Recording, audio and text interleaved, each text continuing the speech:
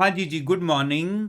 तो चलिए, आज हमारा बेसिकली अकाउंट्स में जो चैप्टर नंबर 5 चल रहा है कि प्रॉफिट और losses pre and post incorporation, उसमें आपको याद होगा प्रीवियस लेक्चर में हमने हमारे पास्ट ईयर एग्जाम्स के क्वेश्चन, हमारे मॉक टेस्ट पेपर्स, आईसीआई के रिवीजन टेस्ट पेपर्स, ये सारे कवर कर लिए थे।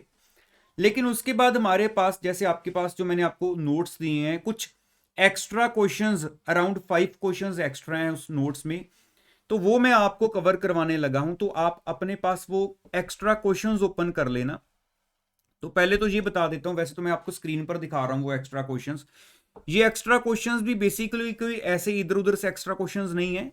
ये भी कोई जैसे कोई आईपीसीसी का ज्यादा पुराना पास्ट मॉक टेस्ट पेपर वगैरह, या कोई आरटीपी है, वहां कोई अच्छा क्वेश्चन है जो मैंने आपको दिया है करने के लिए, या पुराने स्टडी मटेरियल में कोई एक्स्ट्रा अच्छा क्वेश्चन है वो इसमें डाला हुआ है। तो ऐसे टोटल 5 क्वेश्चंस एक्स्ट्रा हैं हमारे पास। सबसे पहले तो आपको ये बता दूं कि ये जो पहला एक्स्ट्रा क्वेश्चन आपको मिल रहा है, ये तो सीधा सीधा आपके होमवर्क में जाएगा। अब ये क्यों? क्योंकि इस क्वेश्चन में आप देख रहे हो कि 3 पार्ट हैं बेसिकली, ए पार्ट, बी पार्ट और सी पार्ट, और इनमें मेनली हमने रेशियो ही कैलकुलेट करनी है, वो भी सेल्स रेशियो। ठीक है, तो कोई एक्स्ट्रा टेक्निकल ज्यादा पॉइंट नहीं है। आंसर मैंने दिए हुए हैं नीचे, तो आपकी प्रैक्टिस के लिए ये एक्स्ट्रा क्वेश्चन मैंने लगाया हुआ है कि रेशियोज वगैरह की थोड़ा ज्यादा प्रैक्टिस हो जाए। तो उसके बाद जो क्वेश्चन नंबर 2 है हमारे पास, क्वेश्चन नंबर 2 में स्टेटमेंट में क्या दिया हुआ है वो मैं आपके साथ पहले डिस्कस करता हूं। उसके बाद क्वेश्चन नंबर 2 की सेल्स रेशियो आपको मैं कैलकुलेट करवा दूंगा, थोड़ी प्रेजेंटेशन कैसे बेसिकली इस क्वेश्चन में की हुई है आईसीआई के सॉल्व आंसर में, तो वो आपको बतानी है मैंने। बाकी क्वेश्चन ये भी बिल्कुल सिंपल रहेगा, लेकिन इससे आगे जो क्वेश्चन नंबर 3, 4, 5 है वो सारे आपको मैंने खुद कवर करवाने हैं बोर्ड पर। ठीक है, तो आप अभी क्वेश्चन नंबर 2 पर आ जाओ। देखो स्टेटमेंट में क्या बता रहे हैं कि A limited was incorporated on 1 May 2012। इस दिन हमारी कंपनी इनकॉर्पोरेट हुई है। To take over the running business of message Om from 1 January 2012। मतलब 1 जनवरी 2012 से एक जो बिजनेस ऑलरेडी चल रहा है वो हमने टेक ओवर किया होगा। तो या मतलब हमारा जो बिजनेस है वो चल रहा है, तो हमने जो बेसिकली कंपनी है वो 1 मई 2012 को जाकर इनकॉर्पोरेट की है। ठीक है, तो अकाउंट्स जो हैं ए लिमिटेड के, मींस कंपनी के, वो क्लोज होने हैं 31 दिसंबर को। तो यहां से देखो आपको क्लियर है, 1 जनवरी से लेकर 1 मई तक का जो टाइम पीरियड है वो प्री इनकॉर्पोरेशन में चला जाएगा। मतलब 1 मई, क्या मतलब बोलूं, 1 मई से ऑनवर्ड तो हमने कंपनी बना ली है, हम इसको बोलेंगे 30 अप्रैल। तो जनवरी, फेब्रवरी, मार्च, अप्रैल, ये 4 महीने हमारे जो हैं वो प्री इनकॉर्पोरेशन में आ जाएंगे। और मई से लेकर दिसंबर तक बाकी के 8 महीने हमारे पोस्ट इनकॉर्पोरेशन में चले जाएंगे। तो अगर टाइम रेशियो की बात की जाए, जनवरी, फेब्रवरी, मार्च, अप्रैल 4 महीने प्री इनकॉर्पोरेशन में आ गए, और मई ऑनवर्ड्स दिसंबर तक 8 महीने पोस्ट इनकॉर्पोरेशन में चले गए। तो टाइम रेशियो 1:2 हो गई हमारी, है ना? ये तो क्लियर है। अब लेकिन इस क्वेश्चन में देखो, बाकी तो trading and P and L account दिया हुआ है, तो मैं आपको सीधा सीधा सिंपल सा वे है। तो अगर ट्रेडिंग अकाउंट में जो डाटा दे रहे हैं वो हमें रिक्वायर्ड ही नहीं है, क्यों? क्योंकि ग्रॉस प्रॉफिट उन्होंने ऑलरेडी कैलकुलेट करके दिया हुआ है। ठीक है, 3 लाख। तो ग्रॉस प्रॉफिट से क्वेश्चन को स्टार्ट कर लेंगे, जीपी को डिवाइड करो, उसके बाद बाकी सारे एक्सपेंसेस माइनस करने शुरू कर दो। तो स्टेटमेंट बनानी है जैसे हम नॉर्मली बनाते हैं, है ना? एक क्वेश्चन हमने किया था कि trading P and L account की फॉर्म में ही बनाओ, इसमें तो नॉर्मल स्टेटमेंट ही बननी है हमारी। तो अब जरा सेल्स रेशियो को भी देख लेते हैं कि क्या बता रहे हैं। It is ascertained that the sales of November and December, ये तो हमारा पोस्ट इनकॉर्पोरेशन पीरियड का टाइम चल रहा है, आर 1.5 टाइम्स। मतलब इन 2 महीने में जो सेल है 1.5 टाइम्स, हम कह सकते हैं 1.5 टाइम्स, है ना? The average of those for the year as compare to के जो बाकी के मंथ्स है हमारे, while sales for February and April, तो ये दोनों मंथ हमारे आ रहे हैं प्री इनकॉर्पोरेशन वाले, उसमें ओनली हाफ, मतलब आधी सेल चल रही है। तो अब सेल्स रेशियो जो है वो मैं आपके साथ कैलकुलेट करके बना लेता हूं कि सेल्स रेशियो इस क्वेश्चन में कैसे आनी है, तो वो आप जरा देख लेना।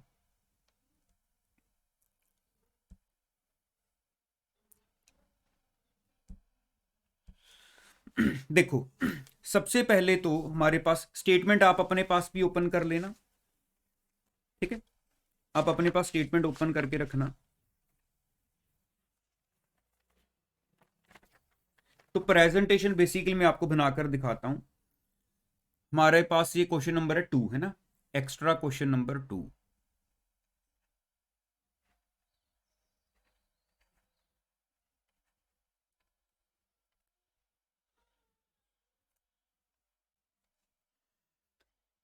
सेल्स रेशियो, टाइम रेशियो तो आपको पता चली गई है हमने कैसे कैलकुलेट की। तो सेल्स रेशियो पर आ जाओ। अब देखो, सेल्स रेशियो में हमने अभी देखा कि हमारे पास उन्होंने बोला था कि जनवरी, फरवरी, मार्च, अप्रैल, ये 4 महीने हमारे जैसे प्री इनकॉर्पोरेशन के थे। तो इसमें ना थोड़ी प्रेजेंटेशन ज़्यादा अच्छी बनी हुई थी, जिस वजह से मैं आपको जो सेल्स रेशियो है, मुझे था कि मैं ही आपको बोर्ड पर बना दूं, ताकि जहां प्रेजेंटेशन जिस क्वेश्चन की बेस्ट है वो प्रेजेंटेशन आप बाकी क्वेश्चंस में भी यूज कर सकते हो। तो प्रेजेंटेशन जो बनी हुई है वो ऐसे बनी हुई है, जो मैं आपको बना के दिखा रहा हूं अब।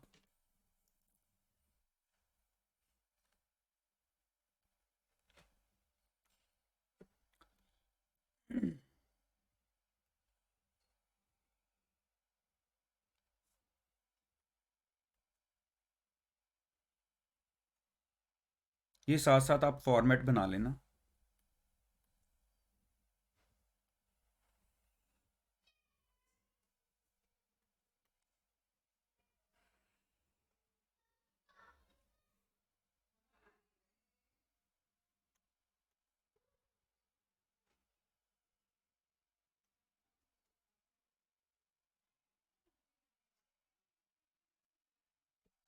तो सबसे पहले हम यहां पर लिखते हैं प्री इनकॉर्पोरेशन पीरियड,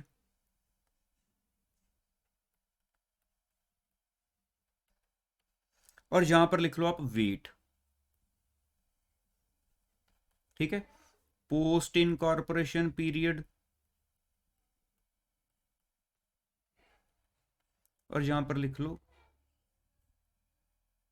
वेट, ठीक है। प्री इनकॉर्पोरेशन पीरियड में हमारे मंथ्स आ रहे थे जनवरी, फेब्रवरी, मार्च और अप्रैल, कि फर्स्ट मई ऑनवर्ड्स हमने कंपनी बना ली थी। तो मई, जून, जुलाई, अगस्त, सितंबर, अक्टूबर, नवंबर और दिसंबर। तो अगर बात की जाए जनवरी में, उन्होंने देखो प्री इनकॉर्पोरेशन टाइम पीरियड में क्या बताया था, मैं आपको एक बार दोबारा स्टेटमेंट में दिखा देता हूं। अगर प्री इनकॉर्पोरेशन टाइम पीरियड की बात की जाए तो देखो, फेब्रवरी एंड अप्रैल 2 महीने सेल हाफ है, लेकिन पोस्ट में नवंबर और दिसंबर में 1.5 है ना।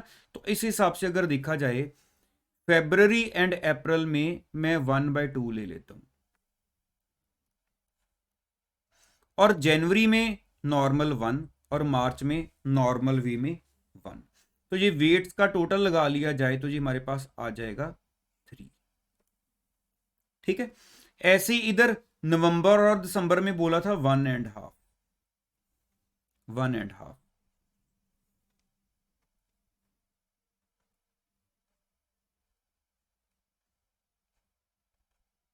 नवंबर और दिसंबर में, और बाकी मंथ्स में जैसे मई में 1, जून में 1, जुलाई में 1, अगस्त में 1, सितंबर में 1, अक्टूबर में 1।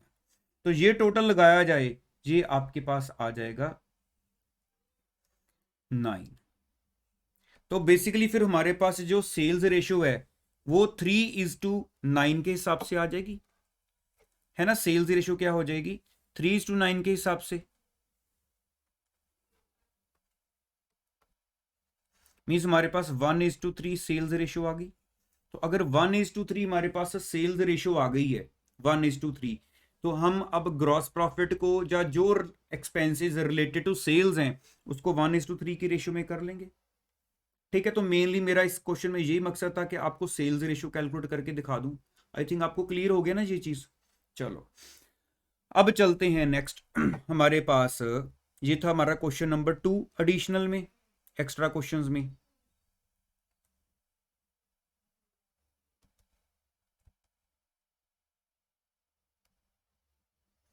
चलो अब आप आ जाओ क्वेश्चन नंबर 3 में।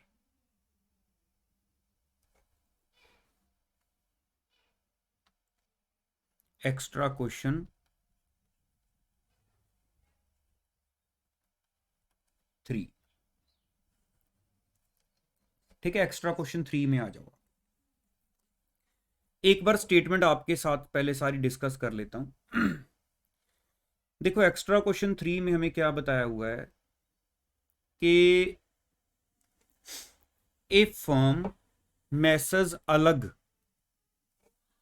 which was carrying business from 1st July 2013 gets itself incorporated as a company on 1st November 2013। Means एक फर्म जिसका बिजनेस ही 1 जुलाई से स्टार्ट हुआ है, उससे पहले कोई काम नहीं है ना। 1 जुलाई से बिजनेस स्टार्ट हुआ है, पहले तो हमने वो बिजनेस एज ए फर्म चलाया, तो उसके बाद 1 नवंबर तक, 1 नवंबर को जाके हमने कंपनी क्रिएट कर ली। तो इसका मतलब जुलाई, अगस्त, सितंबर, अक्टूबर 4 महीने हमारी फर्म थी, प्री इनकॉर्पोरेशन पीरियड हो गया। नवंबर ऑनवर्ड्स, नवंबर, दिसंबर, जनवरी, फरवरी, मार्च, ये 5 महीने हमारे पोस्ट इनकॉर्पोरेशन में चले जाएंगे। ठीक है, तो पहले टाइम रेशियो कैलकुलेट कर लेते हैं। जुलाई से लेकर मींस अक्टूबर एंड तक, जुलाई से लेकर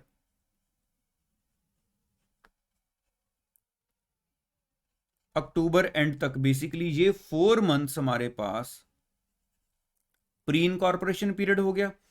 देन नवंबर से लेकर हमारा अप टू मार्च है ना, ये 5 मंथ्स हो गए। ये हमारा पोस्ट इनकॉर्पोरेशन पीरियड हो गया। मतलब ये क्वेश्चन में टोटल 9 मंथ्स हैं।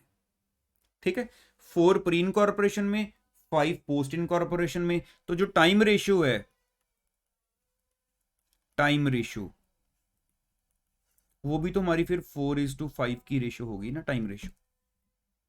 ठीक है, चलो अब बढ़ते हैं नेक्स्ट कि टाइम रेशियो, चलो इसको हम वर्किंग नोट नंबर 1 दे लेते हैं कि हमारी टाइम रेशियो आ गई। अब उसके बाद बाकी स्टेटमेंट देखते हैं कि क्या क्या जा रहा है क्वेश्चन में। The first accounts are drawn up to 31st March 2014। चलो ये तो बुक्स की एंड डेट आ गया ना, क्लोजिंग डेट। ग्रॉस प्रॉफिट देखो हमें क्वेश्चन में ऑलरेडी बताया गया है, ₹56,000। जर्नल एक्सपेंसेस है 14,220। डायरेक्टर्स फी ₹12,000 पर एनम। ध्यान देना ये पर एनम दी हुई है। इनकॉर्पोरेशन के एक्सपेंसेस हैं 1500। Rent up to December 31st was 1200 per annum, पूरे साल का, मतलब मंथ का 100 रुपए के हिसाब से आना चाहिए। तो ये अप टू 31st दिसंबर दिया हुआ है। मींस पहले प्री इनकॉर्पोरेशन टाइम की बात की जाए तो जुलाई, अगस्त, सितंबर, अक्टूबर, रेंट 1200 पर एनम, मतलब 100 रुपए पर मंथ के हिसाब से चल रहा है। तो नवंबर और दिसंबर, क्योंकि दिसंबर तक सेम है, मींस दिसंबर तक हमारा पोस्ट इनकॉर्पोरेशन के जो 2 मंथ्स हैं उसमें भी रेंट 100 रुपए पर मंथ ही है। उसके बाद जो रेंट है वो इंक्रीज होकर 3000 पर एनम हो गया। ठीक है, salary of the manager who upon incorporation, जब कंपनी इनकॉर्पोरेट हुई, वाज मेड ए डायरेक्टर, मतलब पहले वही पर्सन क्या था, मैनेजर था फर्म का, अब उसी को डायरेक्टर बना दिया गया है।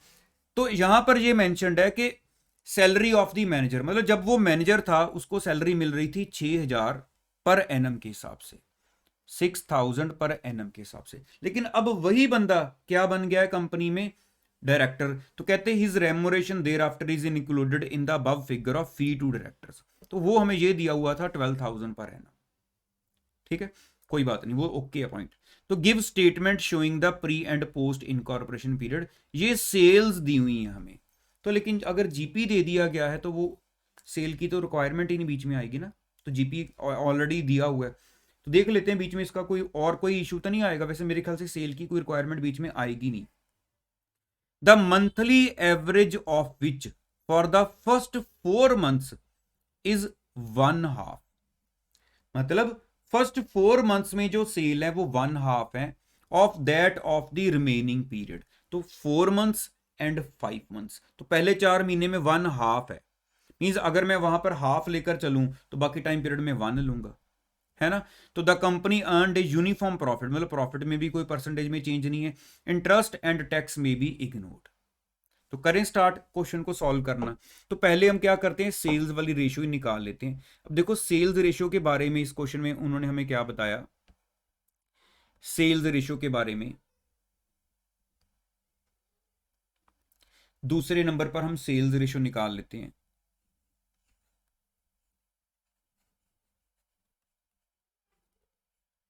देखो पहली बात तो जो उन्होंने लिखा हुआ है कि जो फर्स्ट 4 months हमारे पास जो प्री इनकॉर्पोरेशन का टाइम पीरियड है वहां पर कहते हैं सेल हाफ है। मतलब अगर मैं 4 months के टाइम पीरियड में हाफ सेल लेकर चलूं तो ये 2 बन गया। पोस्ट इनकॉर्पोरेशन में अगर 5 months हैं और सेल उधर हाफ है तो इधर पूरी 1 होगी, तो ये 5 आ गया। तो सेल की रेशियो सिंपल वे में तो 2:5 आ जानी चाहिए, जो हमने नॉर्मली कोई भी क्वेश्चन स्टडी मटेरियल में या कोई भी आरटीपी एमटीपी के किए थे तो ऐसे ही करते थे। तो यहां पर जो इस क्वेश्चन को सॉल्व किया गया है, जो मेरे पास जैसे आईसी की तरफ से जो सॉल्व क्वेश्चन है उसमें इन्होंने 100 ज्यूम करके कैलकुलेशन की है। तो मैं आपको पहले बता दूं, जस्ट एज प्रेजेंटेशन में आपको वो बताने लगाऊं कि कैसे कैलकुलेशन की है, लेकिन ये जरूरी नहीं है कि वैसे ही करो। आपके माइंड में आए कि ऐसे करें तो मार्क्स, तो ऐसा कुछ नहीं है। कैलकुलेशन तो अल्टीमेटली हमने एक नेट रिजल्ट सेम पर ही पहुंचना है। तो जस्ट आपको मैं वैसे ही बताने लगा हूं कि वहां पर अगर प्रेजेंटेशन कैसे दी हुई है, ठीक है। अब जरा आप वो भी ध्यान देना, मैं आपको वो प्रेजेंटेशन बना के दिखाने लगा हूं।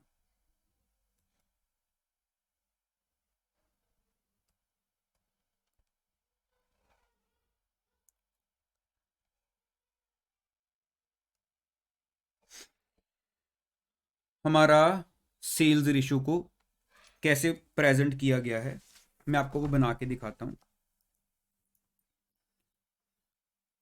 आप साथ साथ नोट करते जाना। Late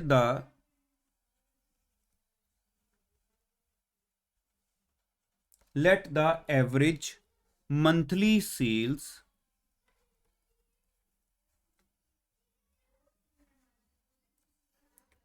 of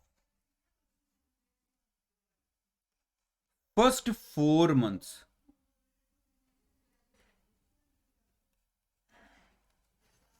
is equal to 100। कि अगर मंथली जो एवरेज चल रही है हमारे पास सेल, वो अगर हर महीने की 100 है प्री इनकॉर्पोरेशन पीरियड की, ठीक है। And next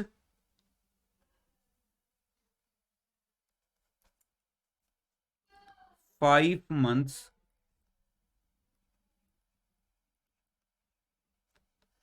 is equal to 200।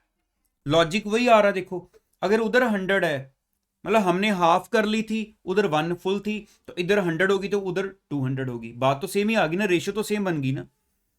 तो उसके बाद टोटल सेल्स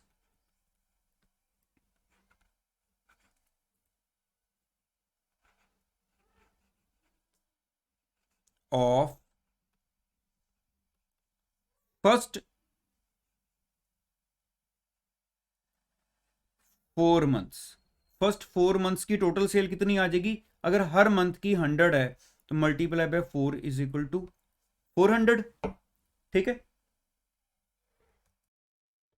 ठीक है जी। तो फर्स्ट 4 months की हमारी आ गई 400। देन हम कर लेते हैं नेक्स्ट 5 months की। तो यहां पर साथ ही लिख लेना, and total sales of next 5 months is equal to, वो 200 पर मंथ थी तो मल्टीप्लाई बाय 5 से कर लेते हैं, वो आ गई आपकी 1000। तो रेशियो क्या आ जाएगी अब हमारे पास, the ratio of sales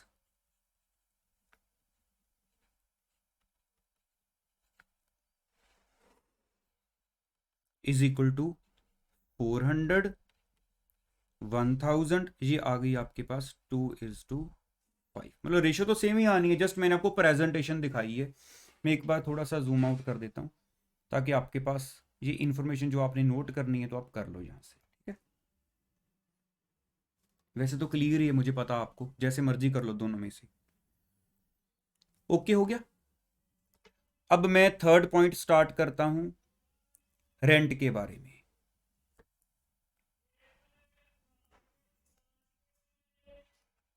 rent की कैलकुलेशन। तो रेंट के बारे में देखो क्या बताया हुआ था कि हमारे पास अप टू दिसंबर, ठीक है, आप चाहे स्टेटमेंट खोल के देख लेना, अप टू दिसंबर जो रेंट है वो 1200 पर एनम है। तो मैं इसको अगर 12 से डिवाइड कर दूं तो 100 पर मंथ आ गया। दिसंबर ऑनवर्ड्स रेंट हो गया था 3000। तो मैं इसको भी पर मंथ निकाल लूं तो जी कितना, आई थिंक 250 आ जाएगा। 3000 डिवाइडेड बाय 12, ये 250 पर मंथ आ गया, ठीक है। तो हमारे पास जो प्री इनकॉर्पोरेशन पीरियड है कैसे था, जनवरी से लेकर ना जुलाई से, जुलाई अगस्त सितंबर अक्टूबर, 4 महीने है ना। तो 4 महीने मल्टीप्लाई बाय 100 पर मंथ, 400 जो रेंट है वो हो गया हमारा प्री इनकॉर्पोरेशन का, ठीक है। लेकिन रेंट दिसंबर तक 100 पर मंथ ही चल रहा था, तो ये तो हमारे आए अक्टूबर तक के। तो यहां पर ये, चलो इसको अलग कर देते हैं, ये प्री इनकॉर्पोरेशन का हो गया। अब पोस्ट का क्या आएगा, पहले तो 2 मंथ्स हमारा 100 रुपए के हिसाब से ही रहेगा, 200, ठीक है। देन उसके बाद हमारे पास टाइम पीरियड जनवरी फरवरी मार्च, 3 महीने है ना, फॉर जनवरी टू मार्च, ये आपका हो गया टोटल 3 महीने का। अब 250 के हिसाब से आएगा क्योंकि इंक्रीज हो गया था, तो मल्टीप्लाई बाय 3, ये आपका आ गया 750। तो प्री इनकॉर्पोरेशन का जो टोटल रेंट है वो कितना हो गया, 950, ठीक है। सॉरी, पोस्ट इनकॉर्पोरेशन का, प्री का आ गया आपका 400, पोस्ट इनकॉर्पोरेशन का आ गया हमारे पास 950। आई थिंक आपको ये पूरा क्लियर होगा, है ना। बाकी तो क्वेश्चन सिंपल ही, लेकिन मैं आपको पूरा कंप्लीट करके दूंगा जी क्वेश्चन। तो आपने जहां पर कुछ आपको लग रहा होगा कि हम नोट करने वाला आपका रह गया है तो आप नोट कर लेना, ठीक है, हो जाएगा ना। चलो अब हम इसको आगे प्रॉपर जो हमारी स्टेटमेंट होती है वो बनाते हैं।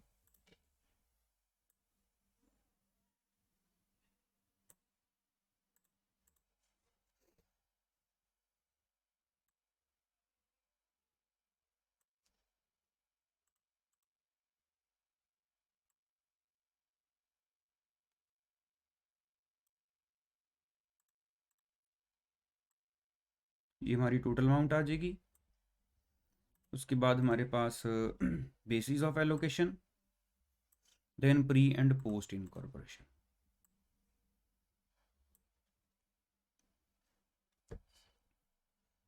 सबसे पहले पर्टिकुलर्स,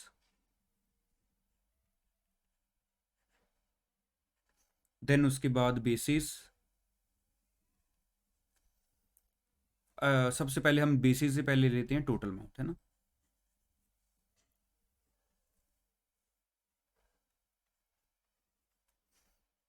यहाँ पर basis, pre incorporation period, post incorporation period. अच्छा एक वैसे बता देता हूँ, अगर आप यहाँ पर इसका आंसर, मतलब जो मेरे पास जैसे प्रेजेंटेशन बनी हुई है, अगर आईसीआई का आंसर देखेंगे तो टोटल वाला कॉलम ना लास्ट में लगाया हुआ है कि pre incorporation, post incorporation, then total. तो इसलिए अगर किसी क्वेश्चन में आपको ऐसे देखने को मिल जाए तो ये ना सोचना ये कोई फिक्स प्रेजेंटेशन नहीं है, जस्ट हमने प्रॉपरली हर चीज को दिखाना है। तो पर्टिकुलर्स में सबसे पहले ग्रॉस प्रॉफिट से स्टार्ट करते हैं, जो हमें क्वेश्चन में ही प्रोवाइडेड था। ग्रॉस प्रॉफिट हमें क्वेश्चन में ही प्रोवाइडेड था। कितना दिया हुआ था ग्रॉस प्रॉफिट, जरा क्वेश्चन में आप चेक करो, 56,000। तो टोटल हमारे पास था 56,000, ठीक है। अब ग्रॉस प्रॉफिट हमारे पास 56,000 है, तो सेल्स रेशियो हमने निकाल ली थी। सेल्स रेशियो हमारे पास क्या आई थी, 2:5। तो ग्रॉस प्रॉफिट को सेल्स रेशियो में करेंगे तो 16,000 एंड 40,000। ठीक है, उसके बाद लेस एक एक करके एक्सपेंसेस को कंसिडर करते हैं। सबसे पहले नंबर पर हमारे पास क्वेश्चन में दिए हुए जर्नल एक्सपेंसेस।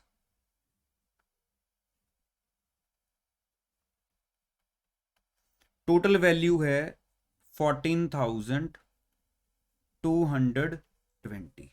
रेशो टाइम की रेशो में जाएंगे जर्नल एक्सपेंसेस, है ना। तो टाइम रेशो वैसे हमारे पास क्या थी इस क्वेश्चन में, 4:5 ना। तो चेक कर लेते हैं।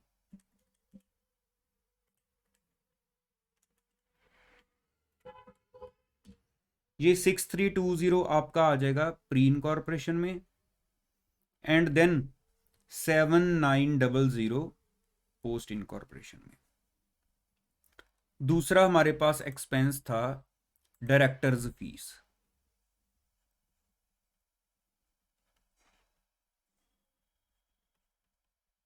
सारी की सारी पोस्ट में, लेकिन अब यहां पर मेन चीज क्या है, डायरेक्टर फीस दी हुई है टोटल 12,000 पर एनम। कंपनी बनी है 1 नवंबर को जाकर, मींस सिर्फ 5 महीने कंपनी हमारी एज ए कंपनी हमने काम किया, तो 12,000 तो पर एनम है। तो मैं उसको डिवाइडेड बाय 12 करके मल्टीप्लाई बाय 5 मंथ्स का निकालूं सिर्फ, तो कितना आ जाएगा,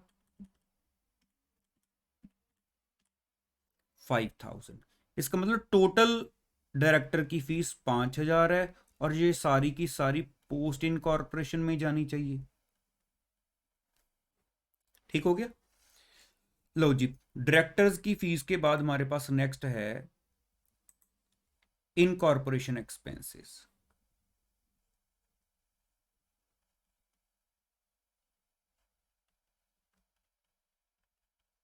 कितने दिए हुए हमारे पास, कंपनी बनाने का खर्च आई थिंक 1,500। 1,500 सारे के सारे पोस्ट में।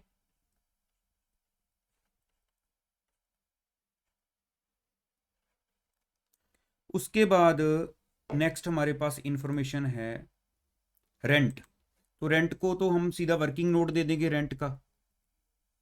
रेंट हमारा 400 था शायद, नहीं हाँ 400 था प्री इनकॉर्पोरेशन का, 950 था पोस्ट का, है ना।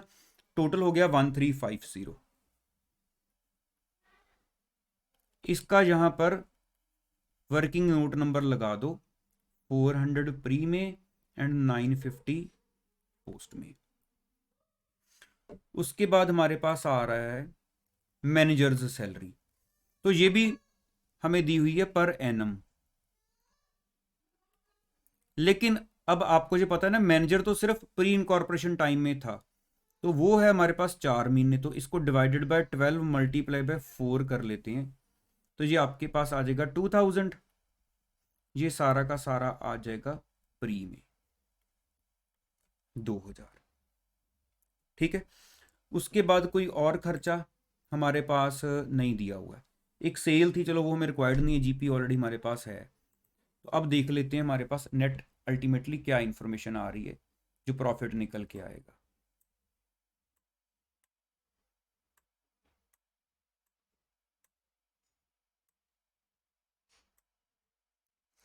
पहले टोटल वाली साइड का निकाल ले। 56,000 minus 14,220 minus 5,000 minus 1,500 minus 1,350 minus 2,000। ये आ रहा है मेरे पास 31,930। अब ये जरा मैच करते हैं इंडिविजुअली, जो हमारे पास प्री पोस्ट का अलग अलग है वो इतना ही आता है। पहले प्री का निकालता हूँ, 16,000 माइनस 6,320 माइनस 400 माइनस 2,000, ये आ रहा है 7,280। देन पोस्ट इनकॉर्पोरेशन में 40,000 माइनस 7,900 माइनस 5,000 माइनस 1,500 माइनस 950, ये आ रहा है